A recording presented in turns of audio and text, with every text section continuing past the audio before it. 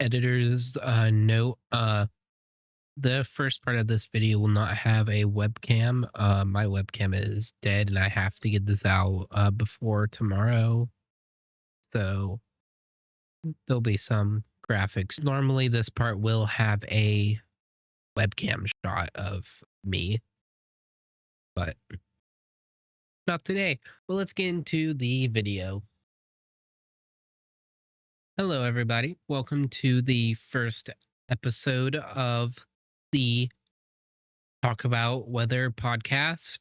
I am your host, Storm Chaser Anthony Payne. In today's episode, we'll be talking about what happened over the past week. We'll be also going over some of the footage we got over that same past week. We'll also be having an exclusive interview with Michael Bartoletto, the co-founder of aguacerowx, a weather model website that's been taking the internet by storm recently. I am your host, Anthony Payton, and please like and subscribe if you do like this content. Had this kind of attraction to weather of just always really paying attention to what was going on outside and always, loving the snow. I'm from Long Island, so I grew up with some pretty big snowstorms in New York. So that was really my big thing of what initially got me into meteorology. Tracking blizzards when I was a lot younger. In terms of how I got involved in Aguacero, I go to the university at Albany, and there we have some coding courses in Python, just like basic Python weather visualization. And I knew right when I started taking those courses that I was interested in.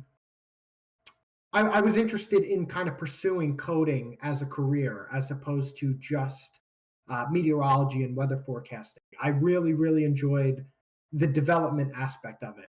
And with that being said, I was working on kind of an interactive weather model viewer, and I saw my co-founder make a tweet about an interactive, a very similar program that I was making. And I messaged him, and that's kind of how Aguacero started. I messaged him and we agreed to work together, and that's kind of how things started. We ended up creating Aguacero.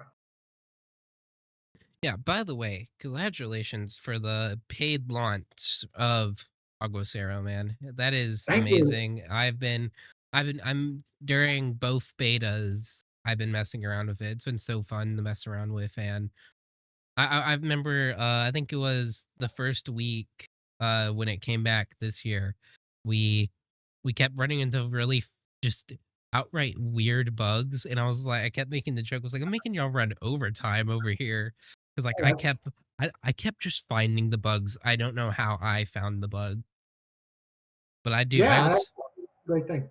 I also do a bunch of weird stuff with random softwares because why not?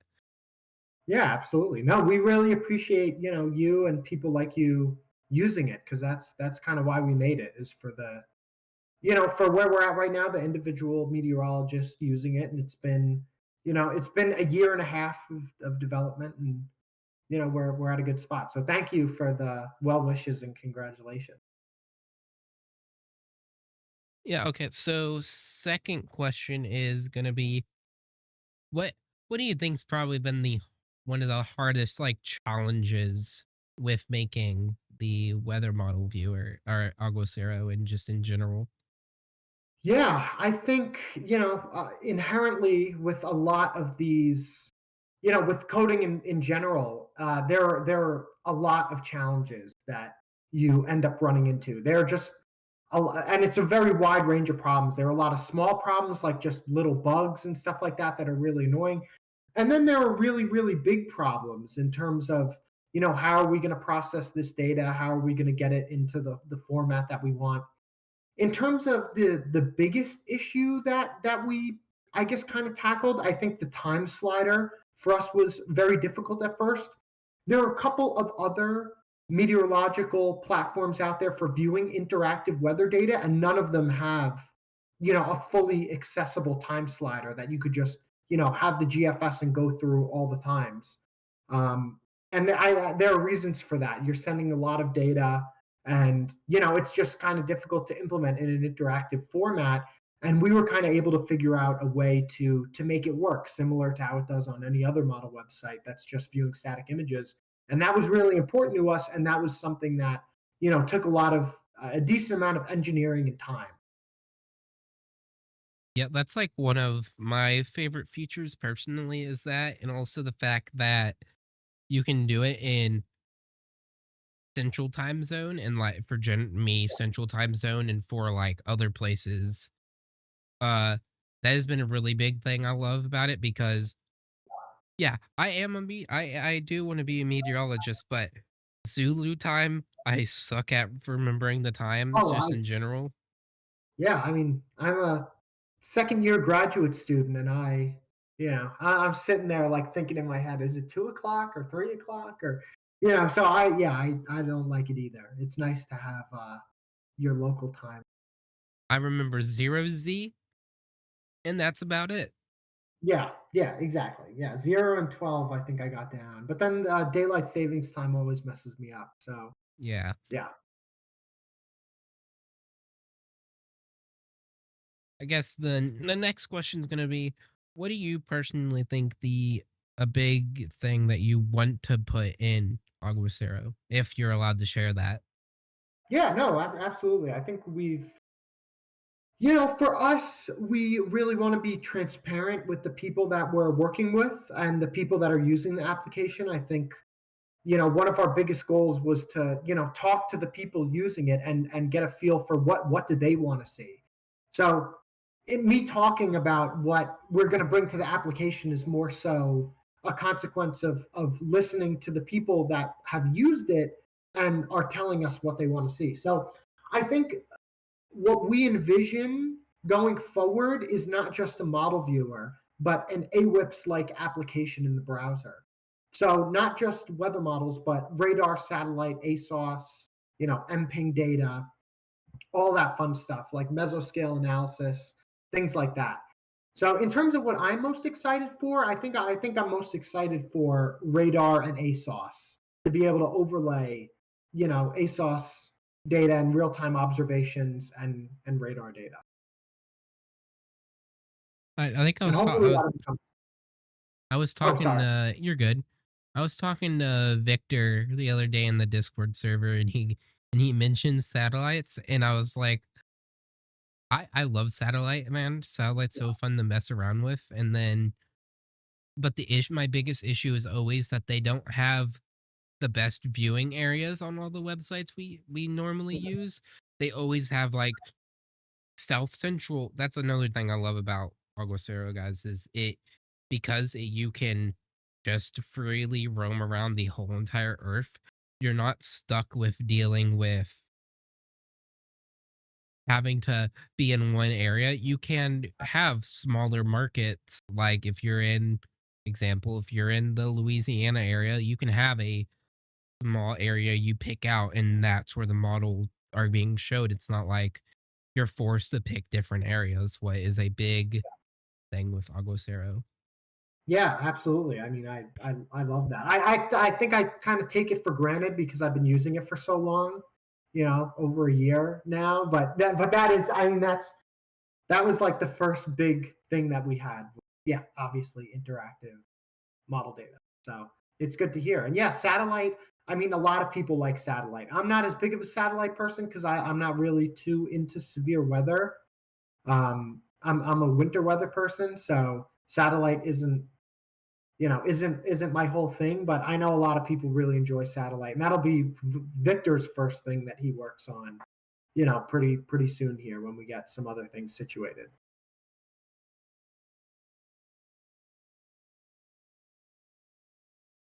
I guess another thing to actually mention is what is something that y'all are currently working on and is being a really big pain to work on? And it's just so the reason it's not out yet is because it's just hard.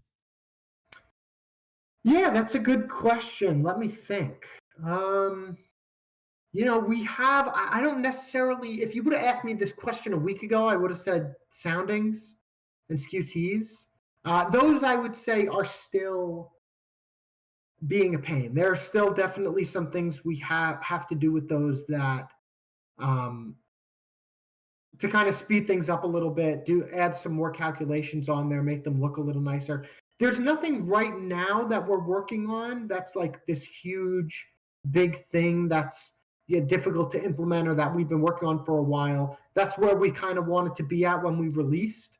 Was like, okay, all of our big features for release are here, and then our kind of main focus starting a few days ago when we released was increasing performance and increasing like lowering the complexity of the code, refactoring some things. I think the biggest, now speaking about, I would say performance. That's always a difficult one, and it's an endless tug of war trying to increase performance on the site because you add some things and it decreases performance, and then you have to, kind of figure out a way to make it as efficient as possible. So that's the next thing. That's the first thing that we're looking at now post release. Is increasing the performance of the site.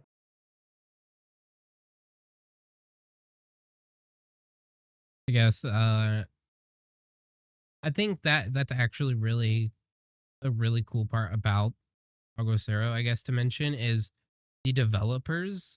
Well, we're looking at one of them right now, but the developers, man, they literally I mentioned a bug and 2 minutes later it was fixed. There I was like, oh, okay. Yeah. Like Yeah, I mean as that's the oh, sorry, yeah, keep going. you're good. As someone who codes and has coded his own little because I work with Spark Service, a little uh thing in for coverage, and Mm, I've been building this warning overlay thing that pops up and has like all the like kind of like how Ryan All has. And yeah. the amount of times I've had to bug fix it, for some reason the other day, severe thunderstorm destructives were getting issued as tornado emergencies. Huh. Literally Yeah. don't know how that happened. Yeah, bugs are super annoying. I actually kind of like fixing bugs. I don't unless it's something really difficult. A lot of bugs for me are fun. It's like a puzzle. Uh, but yeah, no, that's especially being such a small startup, that's what we really want to focus on. Like I stated previously, was working with the people that use the application to make sure that it's the smoothest experience possible and not just doing whatever we want, but seeing that people in the Discord bring up, hey, there's this bug that's really annoying me. And if it's something, if I'm not busy with something else, or most of the time, unless it has to do with school, I'll always like just try and fix it immediately. But if I'm not working on schoolwork, I'll just get on there and see somebody opened up a bug, and I'll be like, all right, let me try and fix this right now. Or if I do have other things going on, it gets added to like our list of priorities. But yeah, no, I really enjoy when people bring up things and say, "Hey, could you fix this?" And I'm like, "Yep, I'll push up a fix in like 5 minutes." Yeah. Speaking of bugs, what is probably the strangest bug that y'all have had during during the second beta? Because I first beta bugs, I didn't really meant see any bugs. There was Yeah. bugs, but during second beta, Huh. That's a good question. I might have to sit and think about that one for a second. What bugs in the second beta have there been that have been just like crazy? I only don't know. only big bug I Most, actually remember that was yeah. like game breaking was our bundles just not showing up. Oh, yeah, That that one. and Yeah, that was an interesting one. Yeah. Yeah, yeah, that there were so many there were so many people making bundles that like the server wasn't able to send all of them at once. So that was like our initial strategy, was to send like all the bundles to somebody at once and not filter them.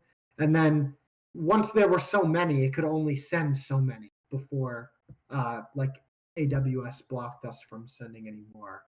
So That's how that worked. Yeah, that was an annoying one. I could we had a bug in the first beta that or well no, we kind of had a bug kind of like this in the second beta, but only very briefly. It was like one of the first days of the beta, I think, or the first it was when we implemented workflows that I think we fixed it in like 10 or 20 minutes, but sometimes you would move the map around and it would just go crazy. Like the map would move around like you'd move the mouse a little bit and it would just like shoot you across the whole world. That was an interesting one. In the first beta, we had one. If you remember, we had like the grid of bundles on the right panel of like everybody's bundles, and you could see a preview of them. That the map would just start randomly zooming in and just not stop zooming in. That was an interesting one. But yeah, luckily there haven't been that many, just game breaking bugs this go around. So Yeah, I remember that bug. That was a very entertaining bug to watch happen live. yeah, It, it was just so weird. It was a very weird thing. yeah.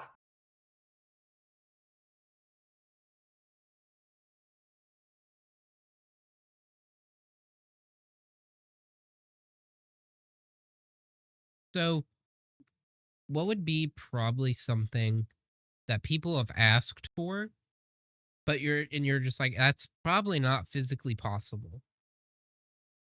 Ooh, Sadly, like yeah.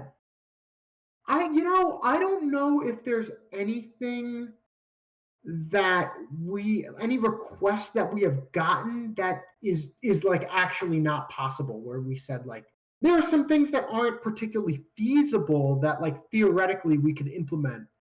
um yeah, some people wanted like higher contour intervals. So like for temperature, like it is on other model websites, it's every, degree or half a degree. That like technically we could add that in, but it would just make things super slow and it wouldn't be a good user experience.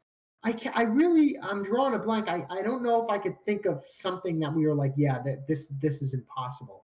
Um there are things that are very difficult that people have asked us to add, but nothing that we've kind of been putting off, but nothing that's like, oh, this is impossible.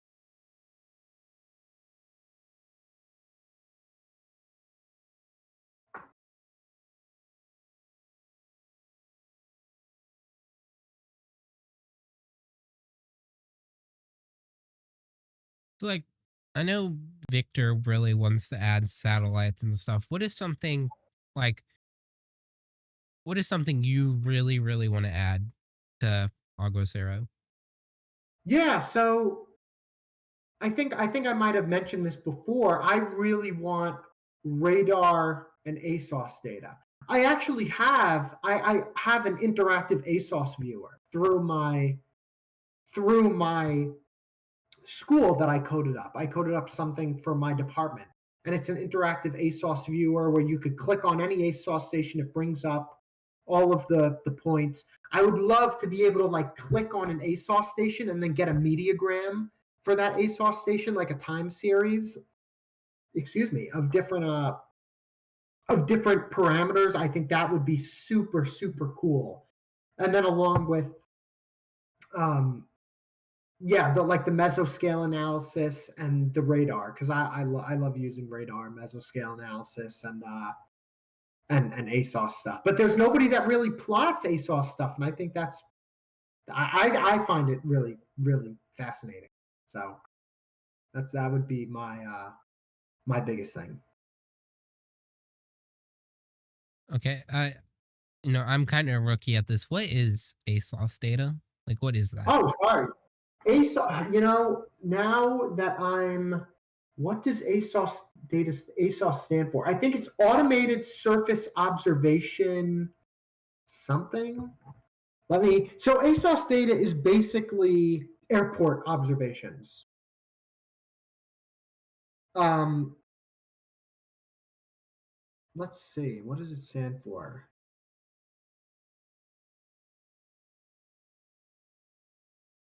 But it's basically airport. Okay, yeah, it's the Automated Surface Observing System. So it's basically like there's a weather station at almost every airport, and then that data gets sent to like a centralized source, and then you could plot it. It's just like a point of all these different meteorological variables that you could plot at all. I think almost every single airport across the country, even like really small airports. Yeah, I know what you're talking about now. I've never heard it caught that before. That is very interesting. So like Yeah, I think how ASOS's official name. so how does it feel to know that there's some people in the weather field, like Weather Track US is a great example, who has been using your software for like all their posts recently, and recently y'all have partnered with them. How does that feel as a just a company in general? I mean, it's pretty awesome like seeing when I go on Twitter and you're just like scrolling through normally and you see somebody using the website. That's pretty cool. Especially since this was like my dream when I first got into weather. I really wanted to make an interactive weather model viewer. So this is like me living out my dream here. So it's pretty cool seeing other people using the site and really getting a lot of use out of it. And that's like the biggest thing for us is, obviously both of us are, meteorologists, and we are, really interested in plotting weather data, and to see that other people find our to see that other people find our implementation of that really useful is really really cool. So yeah, that's pretty awesome. Yeah, and I think the more it gets more stuff, the more it starts to, especially if when y'all add satellite meso analysis. If this thing with meso analysis, this thing would go crazy because with the fact that you can use it on mobile, that most satellite viewers you can't even use on mobile right now. I think only one that you can actually use on mobile weather model wise is Pivotal Weather. Mhm. And so I'm so happy I got I started using this more, especially as soon as y'all added soundings, Pivotal Weather kind of went away from me. I mean, that supposedly was like a big thing for a lot of people when we, ran some tests and did some surveys. Everybody was asking for soundings. That was easily the biggest thing we were missing. Um, and now we, have an unbelievable sounding viewer that was made by somebody who's a contributor that is incredibly talented, and she's gonna, continue working on building out the sounding viewer and whatnot. And we're very lucky that she came to us and offered, help with that, because that was one of the most difficult things. That soundings might have been the most difficult thing to implement into the platform so far. So the fact that we got that, and so many that was all we heard, for the month of like, oh, where's soundings, you know, it's really it's really really great. I remember whenever the first survey came out, I definitely was one of those people who was like, man, this software would be 20 times better if we had soundings. Cause like Yeah, soundings, I I use soundings like a lot because it's just easy, and yeah, I finally figured out how to read them recently, and so I'm kind of like, oh my god, soundings are so fun to just do. And yeah, then having to the biggest thing was having to switch over from aguacero and having my exact how I like it, have the multiple panels, have all this open, to then having to open up Pivotal Weather because it's the only way to have soundings. yeah, yeah, yeah. And Yeah, so that's the way y'all have adapted how scrolling through time with it just works so well. It looks so cool. And mhm. you can definitely it's gonna help. Especially I'm really ready for May, even though models right now are showing May, May, may be a little bit quiet, but that's also really far out. And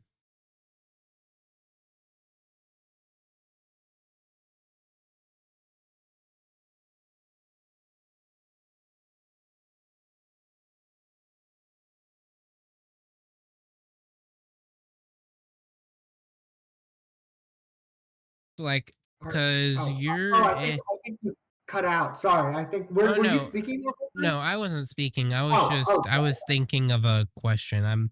Yeah, no worries. I'm gonna cut out all the pauses we made. Yeah, no, that's totally fine. I love I am I run all of this by myself, and so, like, I love running. I love doing, editing videos, Yeah. and so this is gonna be really a really fun video to edit because there's a lot of stuff I'm gonna add a little bit. But, Yeah. uh, you know, I was about to ask something. Uh, so because you are, if I remember correctly, because I literally was reading y'all's bio on, the website earlier today at school. Uh, Yeah. y'all, you are you're graduate this year or you graduate next year? I already graduated from undergraduate, so I'm a degreed meteorologist. But I graduate from graduate school this year, so I'm defending my master's thesis this Friday. Um, Nice. yeah, so but I graduate actually on my birthday, May 18th. I'll get my master's degree. But yeah, I'm doing my. I actually just today finished my thesis, and I'm defending it on Friday. So That's really nice. I thank you very much. hope it goes well, man. Thank So you very much. with that, what is your I know of course running aguacero, but like what is your plan really after you get after that? Are you gonna like what are you gonna do if you don't mind me asking? Yeah, no, absolutely. That's a totally valid question. I mean, my really what both Victor and I's plans are to, go full steam ahead on Aguacero, um, and really dedicate all like full time to Aguacero. Because right now I'm a full time student, so we've gotten Aguacero, to this point with Victor working full time and me being, just part time. I'm really excited to see what happens when I'm actually full time and I have my full time to dedicate to this. Like today, I haven't worked at all. This is the first like Aguacero work I'm doing because I just got back from school. Um, so yeah, so that's like the big thing that we're really going to be focusing on is building the business and growing it and making it better and that's I'm really excited for that kind of part in my career.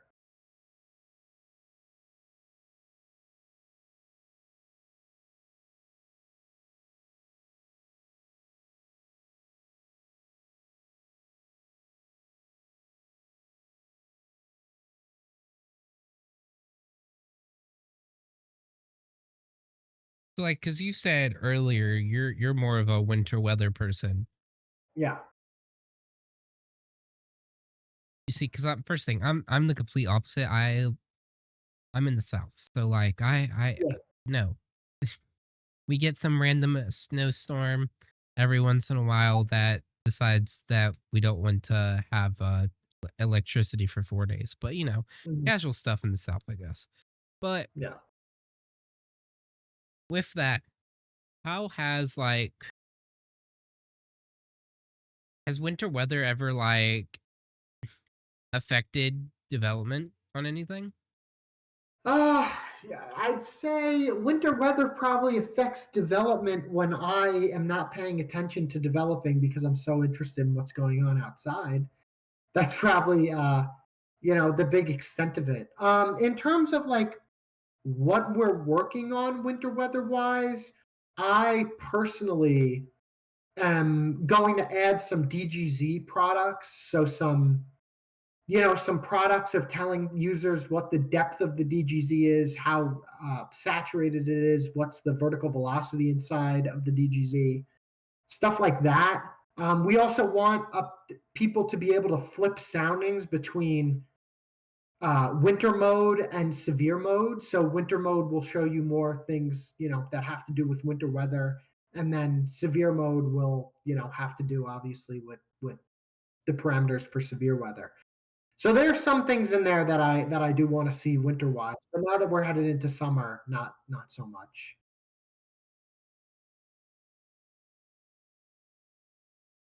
Yeah, say forecasting winter weather down here is not fun. It Uh, changes. You your cold front can be, if it's even 2 miles too far west from you, you're like, okay. If your cold line, that's what we call it down here. If it's like you can have like 32, we had times where it's 32 degrees and it's snowing in it, but like it's even a temperature above we get ice. We just get slush.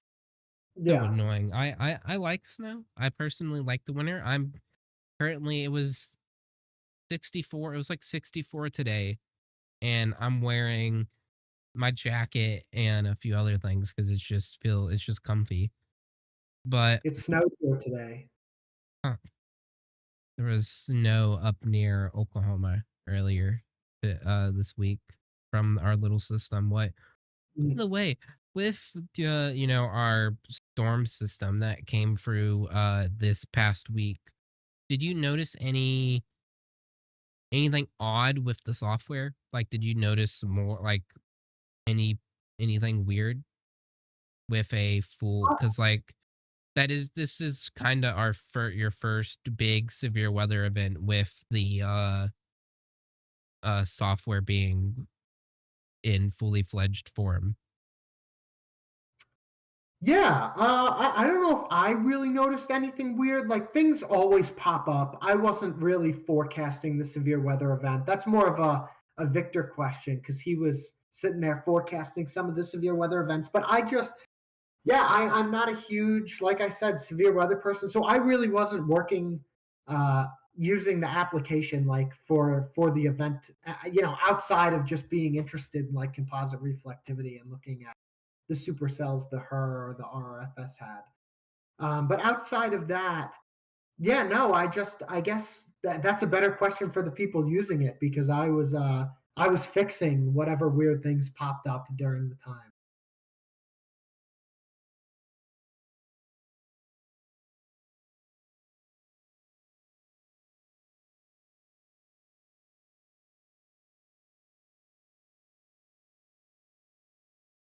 So, because I know during the gap between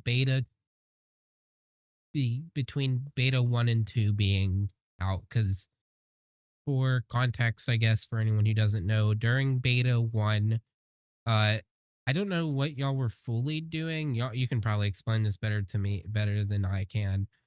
That was just, but at that time I was invested in the software. I loved the software, but I was kind of just coasting by. But during that kind of stint, what were some issues y'all ran into during having the because other than the map, the whole app kind of got redeveloped during that kind of gap right there.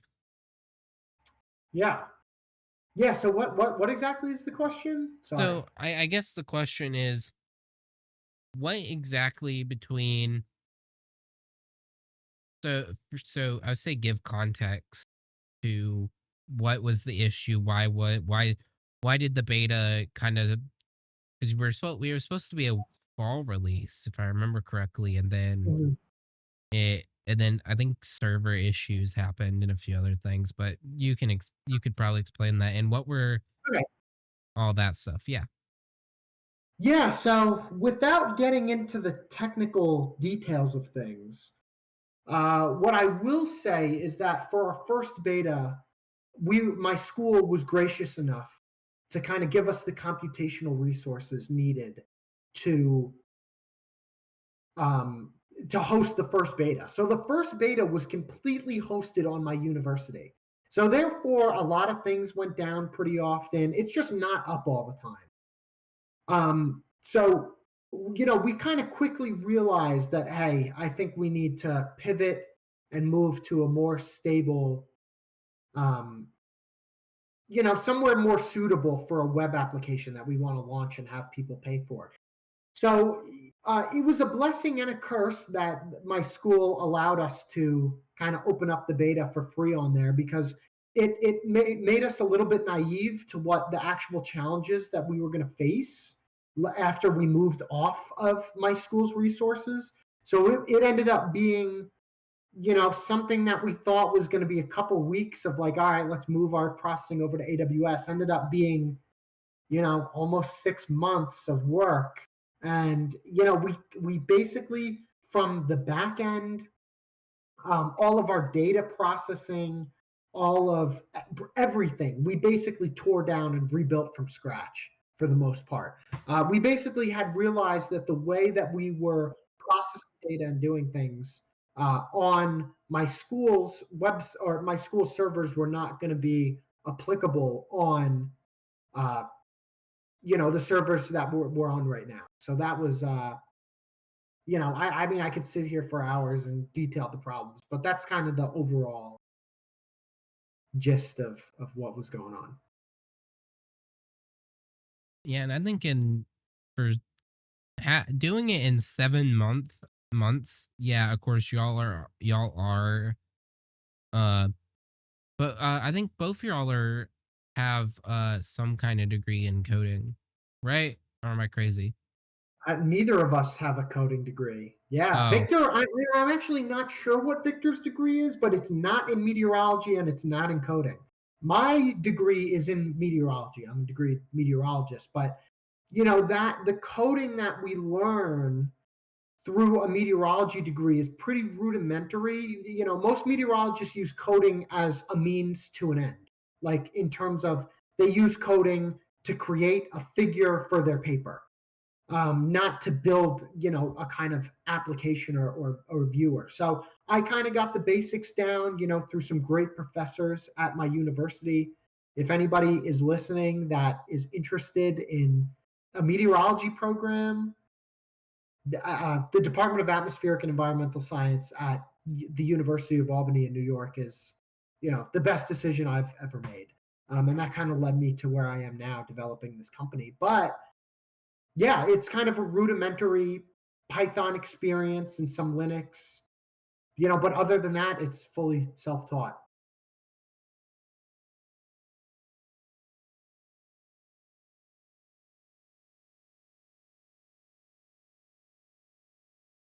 that is gonna be the I forgot to unmute myself there on OBS for a Yeah, no worries. second. But that will be the last question of the day. Again, thank you for coming on for the Yeah, first episode of the podcast. And if there's anything you want to say to our viewers before we end this segment of the video, because yeah. I mean, come check us out. We have an open Discord for people to give suggestions. I think it's a really unique environment where people, could give suggestions and have their feedback listened to about what's important to them when forecasting weather or when visualizing weather data. And I think that's kind of an experience that you can't really get anywhere else. Being able to, openly talk to the developers and get your features added and get whatever you need fixed, or get whatever you want to see implemented into the application. So I will also say you've been a really great host and you've been, very well spoken. So thank you for inviting me on. I'm really happy that I ended up doing this. yeah, thank you. For the first episode, I think this has gone really well. Yeah, and yeah, the link for their Discord server and their Twitter and everything will be in the link in the description. Uh I think I could probably count at least 3 features. I think I've said, "Hey, this is something I feel like is needed," and they've said, "Okay," and it's been added. I mean, the switching between Zulu time and CST, I'm gonna say CST because I don't feel like it, but I asked for that and it was something they just added. I didn't even was like they said, "Okay, yeah, we'll put that on a list of random stuff we gotta do." And then it was added one day, and it is one of the in my opinion, one of my favorite features for it's such a simple thing, but it's so useful. Yeah, absolutely. Again, thank you and goodbye. All right, yeah. Thank you, Michael Barletto, again. So, this segment of the podcast each week is going to be going over basically what happened over the week before. So, like, this will be coming out, should be on Wednesday. I'm making this video on Monday. Posting wise, we have no idea when these will come out at this point. If uh one episode could come out on a Wednesday, one episode could come out on a Tuesday. I don't know. It just really matters if a lot of stuff happens and also if we actually get an interview or this each week. So like Michael said at one point, after a little bit of chat afterwards, he would love to come back on like later on whenever we get more stuff in general for this stuff in podcast and also whenever they get more in depth in their website. What I would love to do, by the way, they are some of the really cool people I've gotten to chat with for the past few days.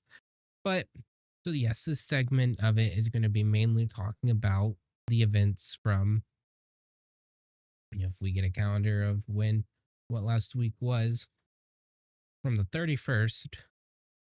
So the graphic should be up now. This is from the National Weather Service, or not National, the Storm Prediction Center. Throughout each day of severe weather from Sunday all the way to Saturday. So I've noticed a lot of severe weather happened. We had just from the events alone, we had 561 tornado warnings, 1,494 severe thunderstorm warnings. We had 38 tornado watches, one being a PDS tornado watch, are a particular dangerous situation, and 25 severe thunderstorm watches. Preliminary storm reports are 159 or 57 tornadoes, 1,744 wind reports, and 686 hail reports. These are as of 10 a.m.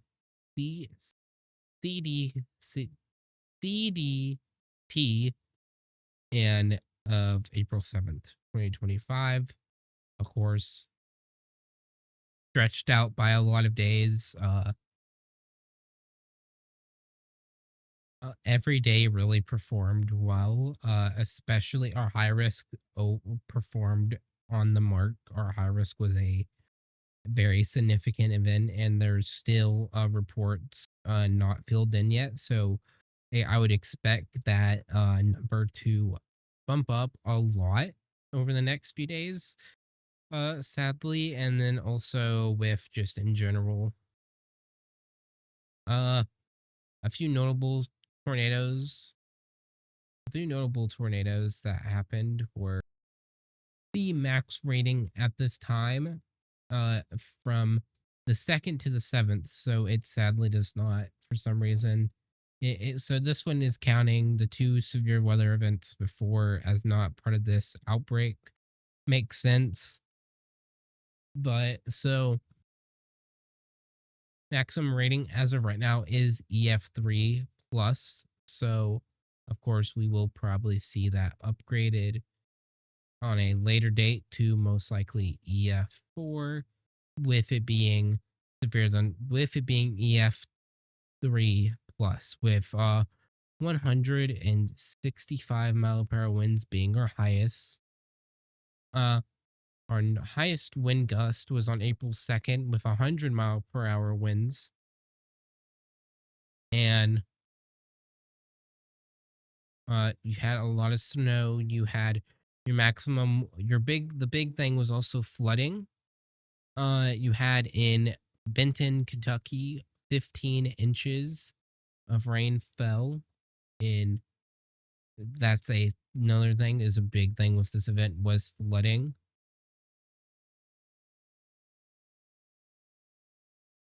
Uh, we had a lot of severe weather just in general. We had three three max enhanced risk, two moderate risk, and one high risk that formed. They all performed. Uh, and other than that, right now we'll be going into our next segment of the podcast, what is kind of just generally a reel of stuff that we got because we were in a lot of the severe weather this week, and so we got a lot of good footage just in general. So we'll be showing that today, right after that. Thank you for watching the first episode. We'll probably have another thing like this at the end. Uh, if you do like this first episode, please like, subscribe, go visit the Aguacero team on Discord and Twitter. Their links will all be in the bio. And other than that, I think that's all. So let's go look at storms.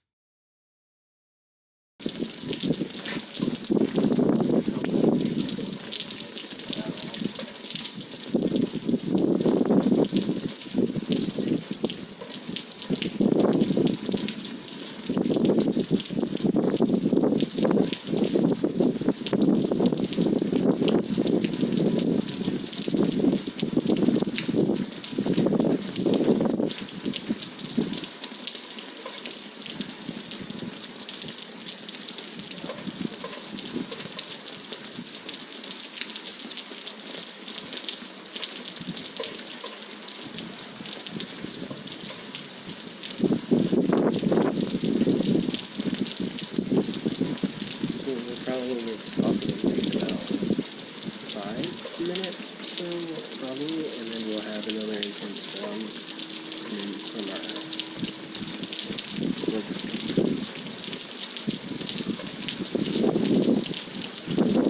northwest or another southwest, and then that will be going inside. Well, not for a little bit, because this should last about an hour.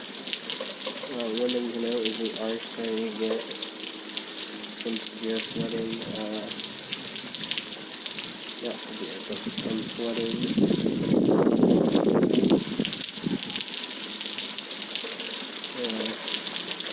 Your 2 feet or your 1-2 feet is about halfway covered right now.